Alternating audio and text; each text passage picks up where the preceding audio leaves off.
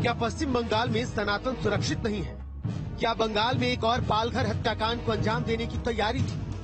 इस सनातन भूमि पर हजारों सालों से सनातन के वाहक साधु अब सुरक्षित नहीं है। ममता सरकार सो रही है। बंगाल में साधु जिंदगी और मौत की जंग लड़ रहे हैं।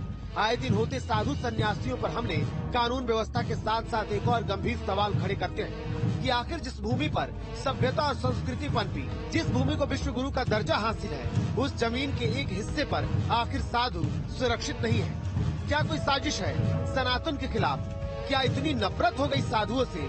आज जब अयोध्या में एक तरफ राम मंदिर फिर से आकार ले रहा है, देश में सनातन जाग रहा है, उसी देश के एक हिस्से में लगातार साधुओं पर हमले की और उसकी मॉब लिंचिंग की कोशिश की जाती है। बता दें कि पालघर जैसे जघन्य हत्याकांड के बाद एक बार फिर पश्चिम बंगाल में ऐसी ही खबर सामने आ रही है। यहाँ पुरुलिया में 3 साधुओं की पिटाई का मामला सामने आया है। भीड़ ने उनकी गाड़ी में तोड़फोड़ की और उसे पलट दिया। तीनों साधु उत्तर प्रदेश के हैं और मकर संक्रांति के लिए गंगा सागर जा रहे थे। घटना 11 जनवरी की बताई जा रही है।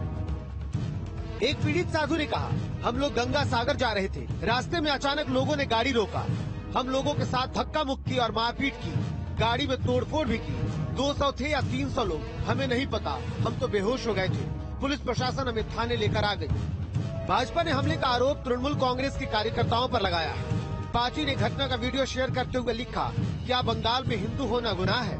ममता बनर्जी घटना पर चुप क्यों है?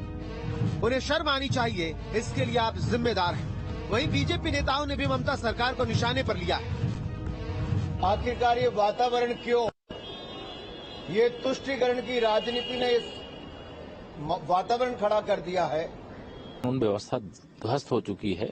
जब देश में श्री राम जन्मभूमि पर भव्य मंदिर निर्माण और 22 जनवरी को रामलला अपने जन्म स्थान पर 500 साल के बाद विराजमान होने जा रहे हैं रहा है। घटना के बाद ममता सरकार इसकी जिम्मेदारी लेने के लिए तैयार नहीं है और लीपापोती के लिए तैयार खड़ी दिखाई दे रही है। पश्चिम बंगाल के मंत्री शशि पंजा कुछ और ही कह रही है। भाजपा जरूरी सवालों के जवाब नहीं देती, इसके बजाय वो कुछ और पूछने लगते हैं। स्थानीय लोगों ने साधुओं को इसलिए पीटा क्योंकि उन पर 3 लड़कियों को अगवा करने का आरोप था। स्थानीय लोगों ने लड़कियों को छुड़ाया, जांच जारी है, लेकिन पुरुलिया में भाजपा नेता घटना को गलत तरीके से पेश कर रहे हैं। वहीं बंगाल पुलिस का कहना है कि 3 साधु किराए की एक गाड़ी से जा रहे थे। गौरंगड़ी के पास 3 लड़कियां पास के काली मंदिर में पूजा करने के लिए जा रही थी। साधुओं की गाड़ी उनके पास जाकर रुकी और उनसे कुछ पूछा। भाषा की वजह से कुछ गलतफहमी हुई और लड़कियों को लगा कि साधु उनका पीछा कर रहे हैं। वे वहां से चिल्लाते हुए भागे। इसके बाद स्थानीय लोग साधुओं के पास पहुंचे और उन्हें पास के एक मंदिर ले गए। इस दौरान भीड़ ने उनसे पूछताछ की और मारपीट शुरू कर दी। कुछ लोगों ने उनकी गाड़ी में तोड़फोड़ की और उन्हें पलट दिया। पुलिस ने साधुओं को भीड़ से बचाया और उनकी शिकायत पर FIR दर्ज की।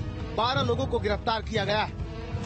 पालघर में 2 साधुओं की पीट कर हत्या की घटना अभी लोग भूले नहीं थे कि वैसी ही तस्वीर पश्चिम बंगाल से सामने आई है, जहां यूपी के 3 साधुओं को बेरहमी से पब्लिक ने पीटा है। और ये वो साधु थे जो गंगा सागर जा रहे थे। ये जो पूरी घटना है वो पुरुलिया जिले की है।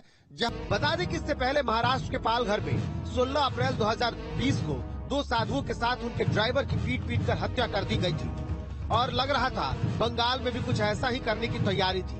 आखिर ये कैसे दौर में सियासत पहुंच गई है, जहां सनातन से नफरत इस कदर बढ़ गई है कि साधुओं को चुन चुन कर निशाना बनाया जा रहा है। 6000 सालों से जो सनातन निर्बाध सनातन का संदेश दुनिया तक ले जा रहे हैं, उनके कदमों को रोकने की कोशिश तेज हो गई है। क्या देश के कुछ राज्य एक बार फिर से मुगल काल की याद ताजा करना चाहते हैं? इस सनातन के शमूल नाश की कामना के पीछे कौन से तत्व हैं और इसकी मंशा को कैसे चकनाचूर किया जा सकेगा? सवाल बहुत बड़ा है।